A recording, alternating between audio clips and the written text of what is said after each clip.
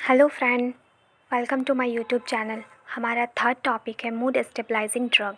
हम जानते हैं कि मूड स्टेबलाइजिंग ड्रग क्या होता है।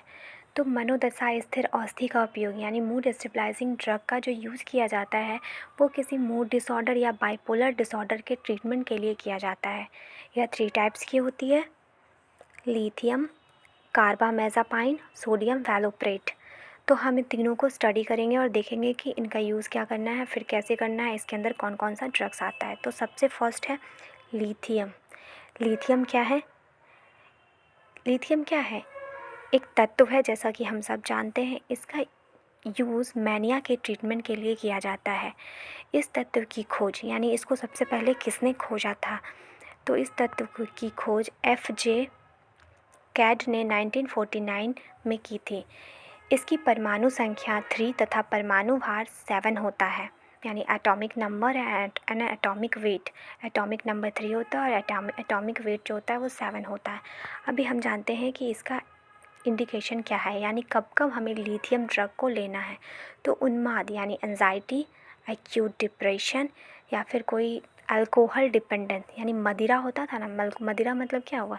अल्कोहल हुआ, एक तरह का अल्कोहल है ये। तो इसका अगर कोई बहुत लंबे टाइम से यूज़ कर रहा है तो देंगे। Unipolar disorder mood disorder, bipolar mood disorder, cyclothymia, impulsive and aggression, bulimia nervosa, border line personality disorder. तो जब ये सारे डिसऑर्डर होंगे तो हम लिथियम को यूज़ करेंगे ट्रीटमेंट के लिए। अब हम ये जानते हैं कि लिथियम आखिर हमारे बॉडी में कैसे वर्क करता है। तो उसका मैकेनिज्म निम्न टाइप का हो सकता है। फर्स्ट है कि यह जो क्या करता है, कैटाकोलामाइन के सेक्रेशन को रोकता है। कैटाकोलामाइन क्या होता है? एक न्यूरोट्रांसमीटर है। तो ये सबसे पहले इसके सेक्रेशन को इनहिबिट करता है। फिर सेकंड है, यह कैटाकोलामीन के र्यूपटेक यानी कि दोबारा अंतर्ग्रहण को बढ़ाता है तथा उसे नष्ट यानी डिस्ट्रॉय कर देता है। फिर थर्ड है कि यह कोशिका भित्ति यानी जो सेल मेम्ब्रेन होता है उसको कैल्शियम और मैग्नीशियम के साथ स्टेबल कर देता है। और प्रत्युन्माद यानी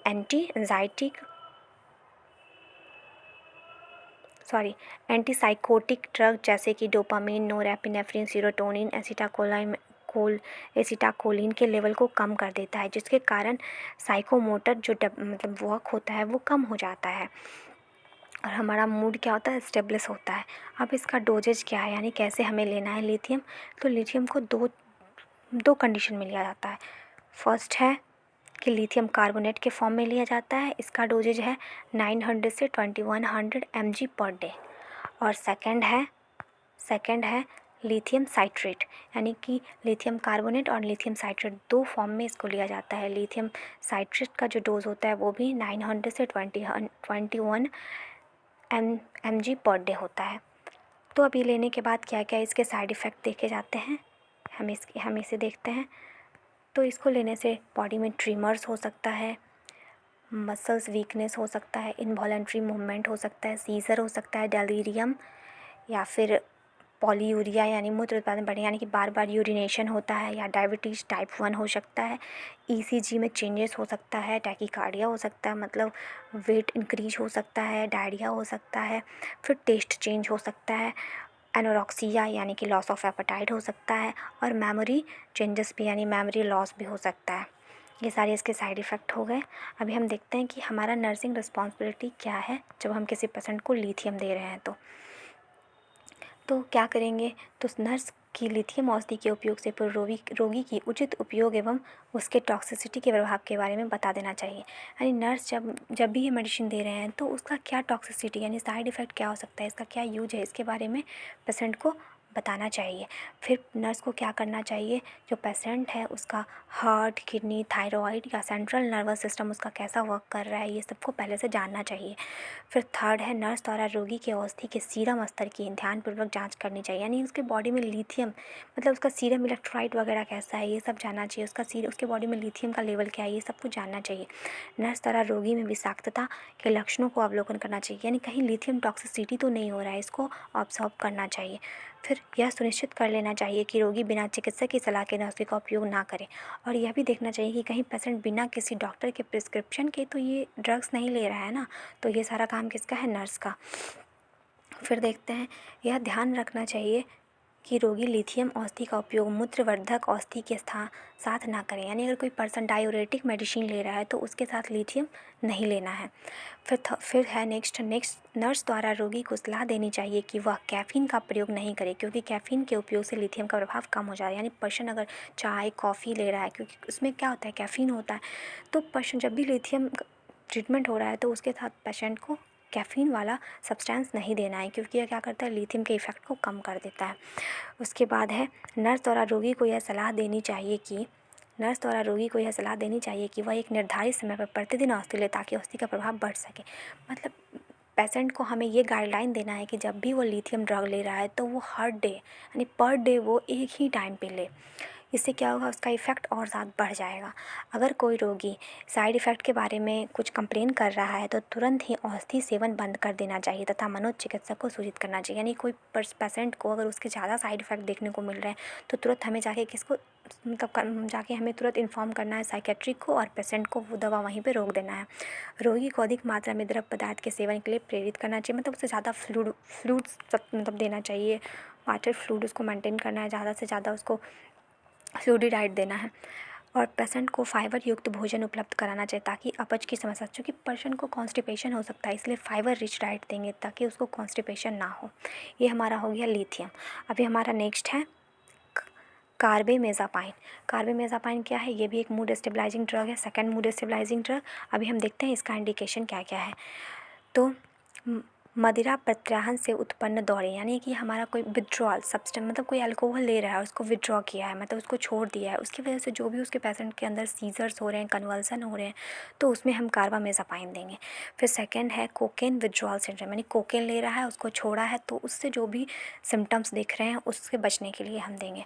फिर है cyclic bipolar disorder, borderline personality disorder, aggression या इपिलेप्टिक सीजर्स आ रहा है, ठीक ना, कोई मतलब मेंटल प्रॉब्लम है जिसकी वजह से उसको डिप्रेशन के साथ उसको सीजर्स भी आ रहा है, इपिलेप्टिक हो रहा है, इपिलेप्टिक सीजर्स आ रहे हैं, उसके तब हम कार्बामेज़ापाइन ड्रग देंगे।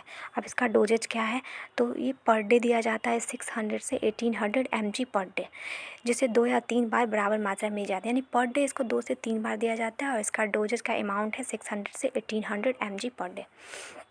अभी हम देख सकते हैं कि इसका साइड इफ़ेक्ट क्या क्या है। तो कार्बामेज़ापाइन ड्रग लेने के बाद कुछ कुछ साइड इफ़ेक्ट भी देखने को मिलते हैं, जैसे कि कन्फ्यूजन हो सकता है, हाइपरटेंशन हो सकता है, स्किन रैश हो सकता है, वॉमिटिंग हो सकता है, नौजिया हो सकता है, एब्डोमिनल पेन हो सकता है, हेपेटाइटिस भी हो सकता है, ड्राई माउथ होगा, डायरिया होगा, स्टीवन जॉनसन सिंड्रोम्स हो सकता है, हेडेक होगा, ड्रॉजीनेस होगा, प्लास्टिक एनीमिया हो सकता है, इरेगुलर हार्ट बीट हो जाएगा। ठीक है, तो ये हमने देखा कार्बामेज़ापाइन। अभी हमारा थर्ड मूड स्टेबलाइजिंग ड्रग है सोडियम वैलोप्रेट। सोडियम वैलोप्राइसिस सोडियम सोडियम वैलोप्रेट। अभी हम देखते हैं सोडियम वैलोप्रेट हमें कब यूज़ करना है, यानी इसका क्या इंडिकेशन है। तो साइक्लिक बॉर्डरलाइन पर्सनालिटी डिसऑर्डर है तब देना है, सीजर्स आ रहा है, ऑब्सेसिव कंपल्सिव डिसऑर्डर है, या फिर एंजाइटी है, तब हम लोग देंगे। उसके बाद हो गया उन्माद में हिस्ट्रिया होता है, ठीक ना, हिस्ट्रिया जो होता है उसको कहा जाता है उन्माद। ठीक है, अभी इसका डोजेज क्या है, यानी सोडियम वैलोप्रेट का क्या डोज है। तो इसको पेशेंट को 15 mg पर डे पर केजी के हिसाब से दिया जाता है, प्रति केजी बॉडी वेट के अकॉर्डिंग दिया जाता है, ठीक ना। अब इसका मैकेनिज़्म क्या है देखते हैं। तो यह जो ड्रग है वो गाबा पर वर्क करता है तथा एमिनो एसिड को ऑब्स्ट्रक्ट करता है। यानी गाबा क्या है, एक न्यूरोट्रांसमीटर है गाबा, इसका फुल फॉर्म होता है गामा एमिनो ब्यूटरिक एसिड। तो ये उस पर वर्क करके जो एमिनो एसिड होता है ना, उसको ये ऑब्स्ट्रक्ट करता है, इनहिबिट करता है। अब इसका साइड इफ़ेक्ट क्या क्या है, तो नौजिया हो सकता है, वेट इंक्रीज हो सकता है, फिर अगर फीमेल ले रही है तो हो सकता है उसको मेंस्ट्रुअल डिस्टर्बेंस आ सकते हैं, एलोपेशिया हो सकता है यानी लॉस ऑफ हेयर, या फिर रेडनेस ऑफ माउथ या फेस पूरा रेड हो सकता है, सेडेशन यानी पेशेंट काफ़ी शांत हो जाता है, एकदम अस्थिर हो जाएगा या स्लीपी जैसा रहेगा। ठीक है, तो आज हमने पढ़ा mood stabilising drug. Thank you मेरे वीडियो को देखने के लिए। और मेरे चैनल को सब्सक्राइब करें और भी इसी तरह के वीडियो देखने के लिए। Bye bye.